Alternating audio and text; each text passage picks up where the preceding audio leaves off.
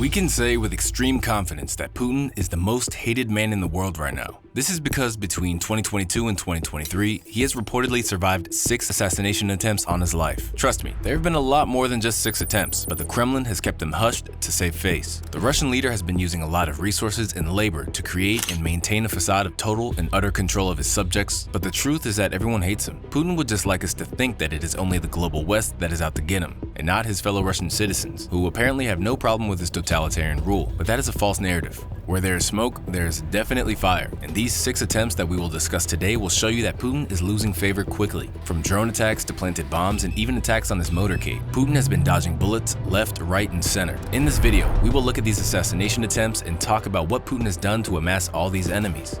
We are exposing quite a lot of hidden information with this video, so we know that Putin bots and the algorithm are going to push back on our content. Help us out by giving this video a like, giving us a follow, and sharing our video with your friends and family. Right, let's get into the video. The story of the most recent assassination attempt, which happened in October 2023, truly sounds like something out of a spy movie. Let us set the scene. It's a Saturday night in a karaoke bar called Honey in the city of Chekhov, which is about 40 miles from Moscow. 37-year-old Mikhail Yurchenko is enjoying a drink in the dimly lit space and unwinding from his work as an entrepreneur in the construction field. As he is there, he meets up with a stranger and strikes up a conversation about the war and the future of Russia after it. The conversation is going well until this stranger makes the most shocking confession to Yurchenko. He flashes a red service identification card and declares that he had an assignment to remove Vladimir Putin. Now, having a red service identification card is one of the signs that you are a high-level security personnel. This special identification document is only granted to very few individuals who have access to sensitive information in certain special facilities.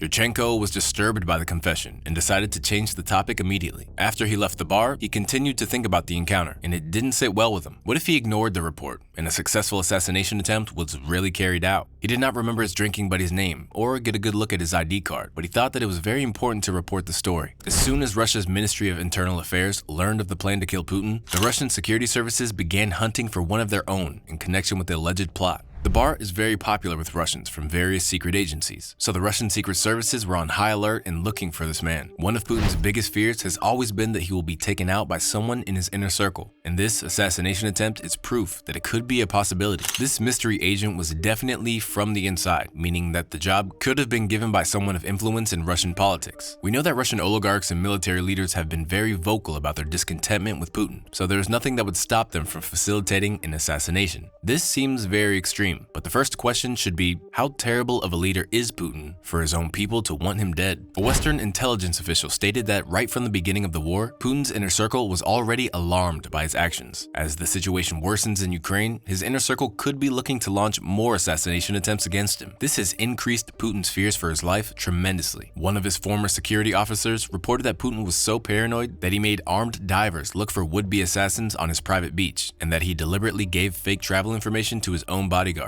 The strong man is no longer fortified, and attempts like this are proof of that.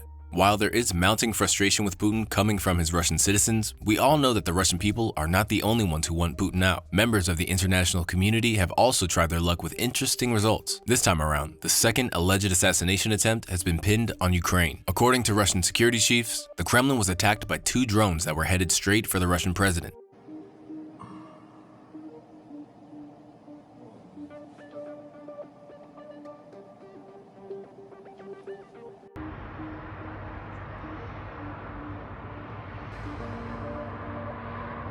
These 2 pretty high-tech weapons managed to make it into the Russian airspace, but they were intercepted before they could do any real harm, as Russia's quote-unquote powerful electronic defense systems swept in to save the day. The attack got so close that fragments of the drones were actually scattered on the territory of the Kremlin complex. According to Kremlin spokesman Dmitry Peskov, Putin wasn't in the Kremlin at the time and was instead working from his Novo Ogaryovo home. Out of all the accusations that Russia has made against Ukraine, this is the most serious one. But first, we are going to point out the obvious by stating that Putin does not officially live in the Kremlin. This is very much public information, and therefore, if the intent really was to assassinate him, it probably would not have gone to that address. Still, Russia is very convinced that both Ukraine and the US were in cahoots to carry out this mission. Ukraine President Zelensky immediately denied any Ukrainian involvement, telling a press conference in Helsinki that for Ukraine, the fight was for its territory and not against Moscow or Putin. Ukraine presidential advisor Mikhailo Podolyak explained that there was no logic behind the botched assassination attempt, stating, "We do not attack the Kremlin because, first of all, It does not solve any military problems. This is extremely disadvantageous from the point of view of preparing our offensive measures. And most importantly, it would allow Russia to justify massive strikes on Ukrainian cities, on the civilian population, and on infrastructure facilities. Why do we need this? The US was annoyed about being dragged into the mess and probably offended that Russia would pin such a lazy attempt at assassination on it. During an interview with CNN, US National Security spokesman John Kirby said that the claim was ludicrous and that the United States had nothing to do with this. While we acknowledge that there has to be someone behind the drone attack, it is very unlikely that the attempt was to assassinate Putin. More likely, this act was a warning and a signal to Putin that he does not exist in a bubble that cannot be reached. A British expert on Russia, Mark Galeotti, agrees with this logic and stated that it was unlikely that the attack had targeted Putin, who quote-unquote notoriously rarely goes to the Kremlin. In a tweet, Galeotti stated that the attack was probably a performative strike, a demonstration of capability, and a declaration of intent. While this one was less intense than an inside man coming for him, I'm sure that Putin had a field day about how they even managed to enter Russian airspace and make their way to the Kremlin. Sometimes assassination attempts are more psychological than they are about ending life. The trick here is to get into Putin's head and make him paranoid and scared for his life. While in such a space, his decision-making will be compromised, and this is how you crack a man. You thought we were done with the attempts in 2023, right? Well, we need to look at the final one that took place early last year. In April, another drone attack happened that was immediately linked to an attempted assassination of Russian President Vladimir Putin. Yuri Romanenko, a well-known Ukrainian journalist,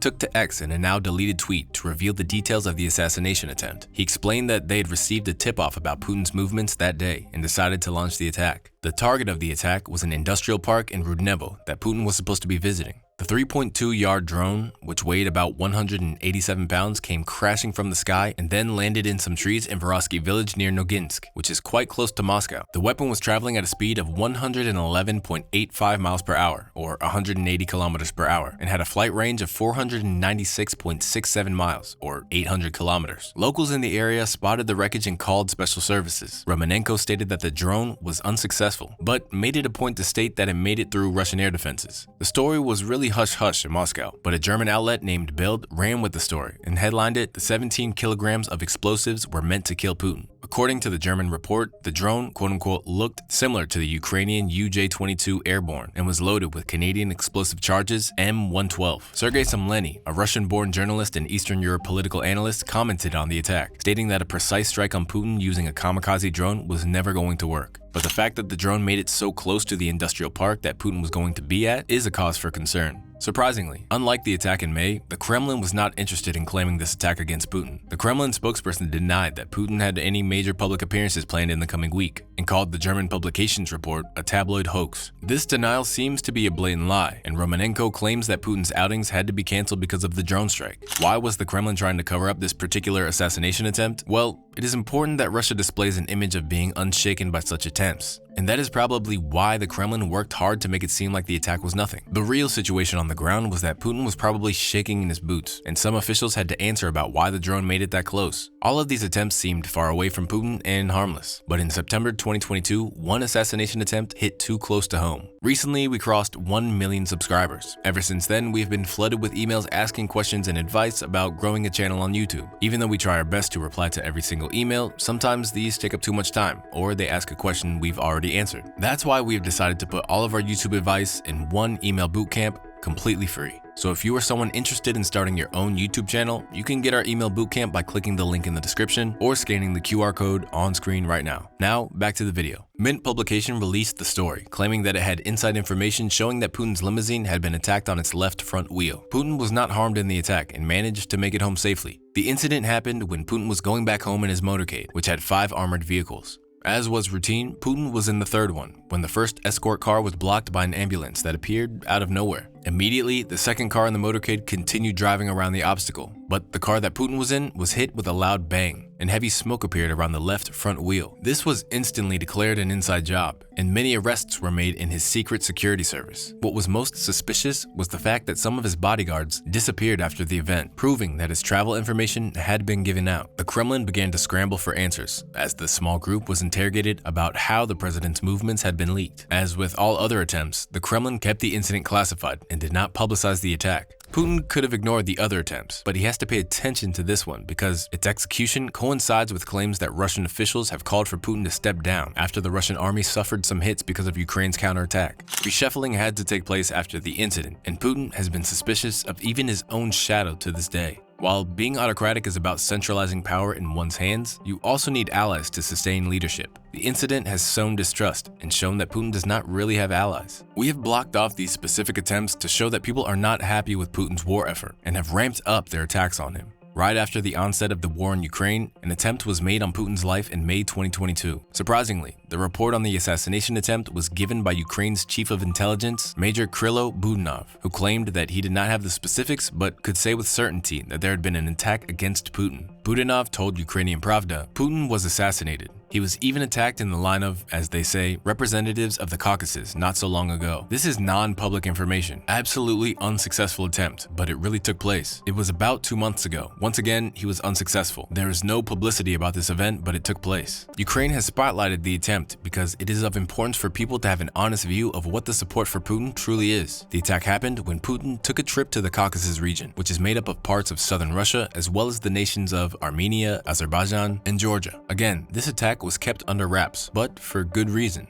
Getting attacked in a region where your own people reside is very clear proof of the fact that people are not happy with your leadership. This is not something that Putin wanted to be public, especially during his campaign for his special military service. There are many more assassination attempts littered in Putin's journey in the Kremlin, but we will finish the list of 6 attempts with one that happened soon after he entered into office for the 3rd time. The recent attempts make sense in line with his conduct, but an attempt so early is proof that Putin was a bad apple from the very beginning. This attack took place in February 2012, just before his victory in elections, where Putin was expected to win and get a 3rd term as president. 2 suspects were detained in the Ukrainian port of Odessa, and they admitted their involvement in the plot after an explosion at a flat in January killed their partner. The plan was for them to go to Moscow in an attempt to assassinate Putin, with the elections being the deadline for the attack. The 2 suspects had flown to Ukraine from the United Arab Emirates via Turkey, with very precise instructions on how they were to carry it out. They were going to use combat mines and armor-piercing mines, so they would not have to carry out a suicide bomb experiment. The plan was to plant bombs on Kutuzovsky Avenue in Moscow, because Putin used the road on a daily basis. The suspects, who are identified as Ilya Pyanzin and Adam Osmayev, claimed that they had been sent by the Chechen military leader Doku Umarov. This was a high-level operation, with agents like Adam Osmayev, who is a known mercenary and has been on the international wanted list since 2007. To corroborate their story, the details of the plan were found on laptops in their flat, along with a video of Putin's motorcade. The man behind the assassination attempt was a popular military leader who led the uprising of the Caucasus, which was a self-proclaimed Islamic state trying to break away from Putin. Separatists in the North Caucasus have always had it out for Putin, as he has been very harsh on them and cracked down on their military movement. In a bid to centralize power and control, Putin has greatly suppressed the freedom of expression and religion in the area. As a leader of any country in the free world, there is always a risk of attack. However, the attacks on Putin are so common, they could potentially rival Fidel Castro. So it begs the question, what about Putin is fueling all of this hatred for him?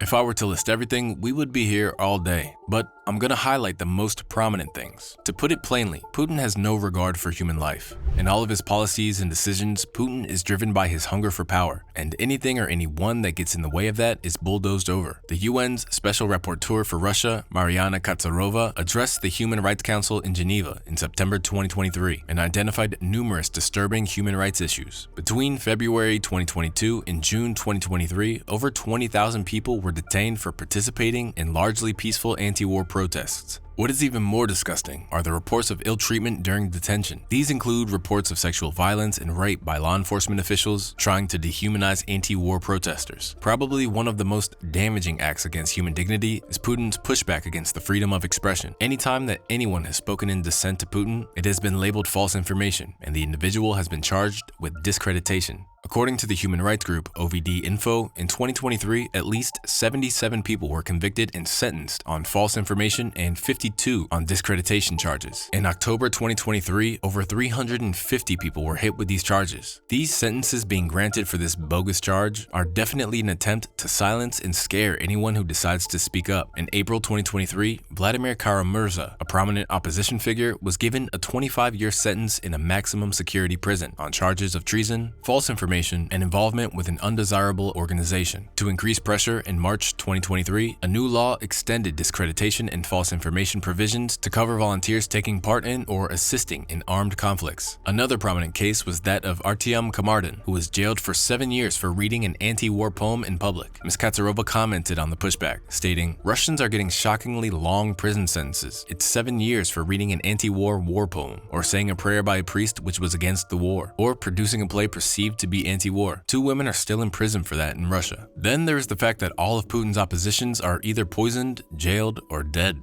Mr. President, thank you so much for taking my question. President Biden has said that he would respond if cyber attacks from Russia do not stop. I'm curious, what did he tell you? Did he make any threats? And a quick follow-up, if I may, sir. The list of your political opponents who are dead, prisoned, or jailed is long. Alexei Navalny's organization calls for free and fair elections, an end to corruption, but Russia has outlawed that organization, calling it extremist, and you have now prevented anyone who supports him to run for office. So my question is, Mr. President, what are you so afraid of? Well, let me just reiterate what I've just said on the so-called, quote-unquote, foreign agents and people who portray themselves as the non-systemic opposition. I think I've responded to your CNN colleagues, but I think these are the rules of the game, so I have to repeat it when I repeat it to your question. Okay, fine by me, I can do it. The United States has a law that spells out that the United States will support specific entities and organizations in Russia. At the same time, the Russian Federation was labeled as an adversary. They went on the record and said publicly that they will stymie the development of Russia.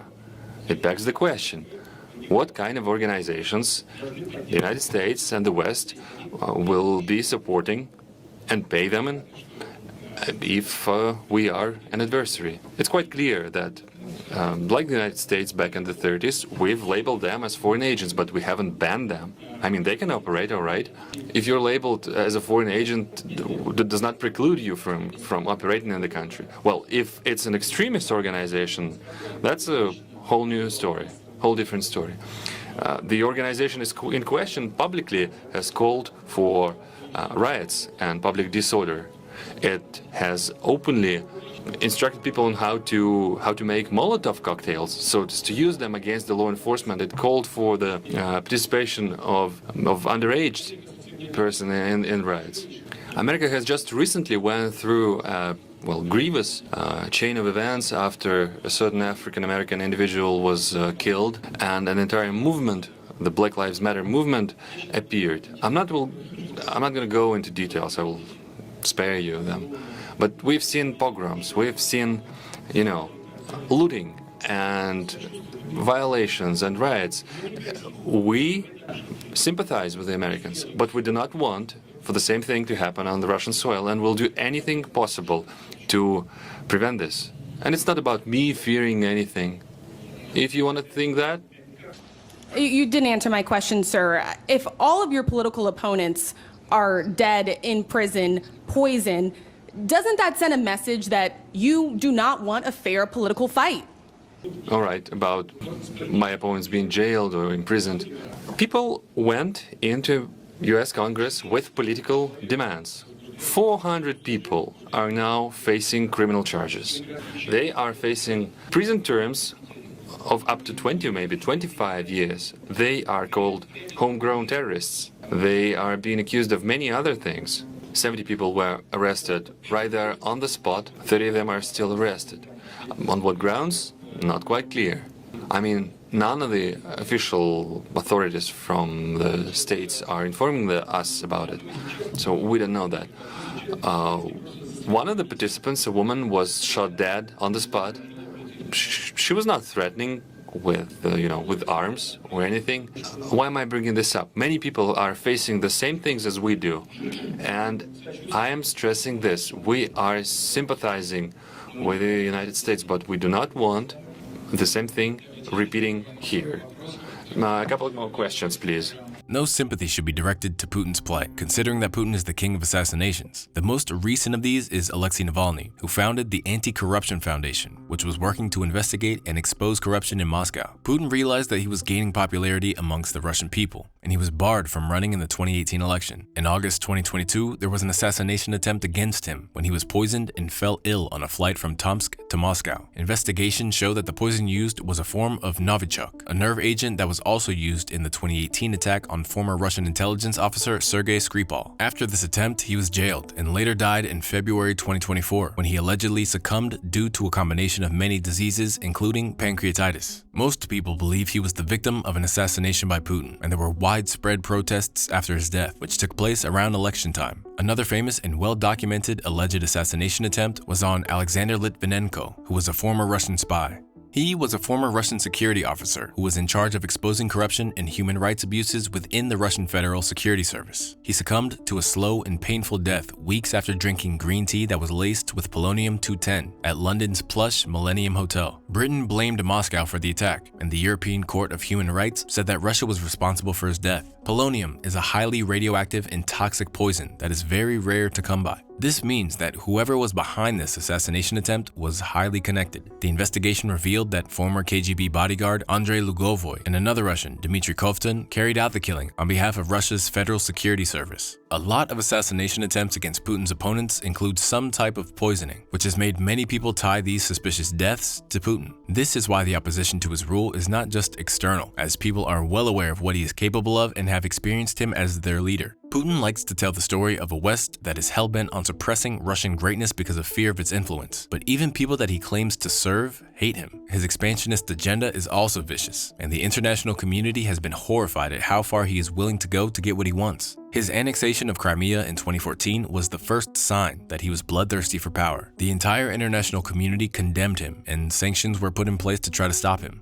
A few years after that, his invasion of Ukraine in 2022 was a display of him in his final form. Not only was he ready to ignore the sovereignty of another nation, he was ready to do it while completely blitzing its population. The Office of the United Nations High Commissioner for Human Rights has verified that as of July 31st, 2024, the Russian invasion of Ukraine has claimed a total of 35,160 civilian casualties. Of this figure, 23,640 people were reported to have been injured. What is even more heartbreaking is that the OHCHR has specified that the real numbers are probably higher. This graph shows that of the 11,520 people that have been killed, 633 of them have been children, and of the 24,640 that have been injured, 1,551 of them have been children. Civilian infrastructure has been the main target for Russia, and in October 2022, 100 missiles were launched at Ukrainian cities. In December 2022, Ukraine's military said that 69 missiles were launched, and presidential advisor Mikhailo Podolyak also said that more than 120 missiles had been launched at civilian infrastructure. This is completely different from Kiev's approach, which has been focusing its airstrikes on taking out Russian military supplies and other key support structures. You see, even in war there are rules, and one of them is that, as far as possible, both sides should minimize casualties. Putin does not subscribe to international law, and has always done his own thing. Well, meanwhile, there's a look now, a new look at some of the destruction that is happening in Kiev. Aerial footage showing the city, parts of it just destroyed from some of the shelling. And many residents are having, obviously, to leave town. Look at these apartment buildings. It's unbelievable. And so this morning we're told that frequent shelling has been heard, although more distant in recent days. The loud thudding that can be heard, the air raid sirens that go off almost on a minute-by-minute basis. Vladimir Putin is trying to control the talking points, banning media outlets from using the term war when talking about the ongoing attacks. At least 2 independent Russian news outlets that refuse to share his talking points have been forced off the air this morning, and in an effort to intimidate journalists, the Russian parliament has just passed a new rule that basically puts a 15-year prison sentence on anyone who reports, quote, fake news. at least the way they view it. Those pictures. Unbelievable, right? And it looks very residential, Ron. It really does. I don't know. I know they were talking about going after military targets. Those didn't look military to me. Not at all. Yeah. Not at all. And we've seen it in so many cities. Assassination attempts are either an opportunity or a death sentence. These attempts are incidents that dictators like Putin could manipulate to justify acts of aggression or to attract sympathy. However, Putin has dealt with this situation differently. The common pattern that we have picked up from the assassination attempts that we have discussed is that most times, when they are external, Putin sings about them to anybody who will listen. But when they come from internal opposition, he does everything to cover them up. The reason behind this is simple. Assassination attempts encourage the idea that Putin is not invincible and tarnishes his image with his followers. As the war effort in Ukraine continues to fail, these assassination attempts are giving people ideas. Putin is not looking to go out amicably, so the solution could be to take him out another way. A former operative who has worked with France's General Directorate for External Security, DGSE, stated that the attempt will be from within the Kremlin. This is not an outside job. The 6 assassination attempts that we have discussed in this video are a small number of the reality. Both internally and externally, the move to end Putin has been going on for as long as he's been in power. The spotlight has been on his actions in Ukraine, which have fueled the attempts between 2022 and 2023. But people have been trying even before he was president of Russia. As long as Putin continues his aggression in Ukraine, we can be guaranteed that he will continue to look over his shoulder, as these attempts will only increase. In any case, these attempts communicate something that has been clear for a while. Putin is losing his grip on power.